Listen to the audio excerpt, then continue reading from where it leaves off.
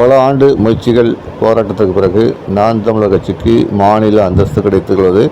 அது கிட்டத்தட்ட தேர்தல் ஆணையம் உறுதி செய்து நாம் தமிழர் கட்சிக்கு விவசாய சின்னம் கரும்பு விவசாய சின்னம் ஒதுக்கப்பட்டுள்ளது. இந்த கரும்பு விவசாய சின்னத்தோடு தான் வரும் சட்டமன்ற தேர்தலை நாம் தமிழர் கட்சி சந்திக்க உள்ளது.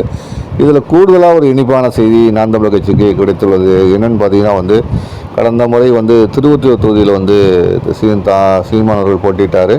இந்த முறை தென் மாவட்டங்களில் ஒரு தொகுதியில் போட்டியிடலாம் என்று சீமான் முடிவு செய்துள்ளதாக தகவல் இருக்குது.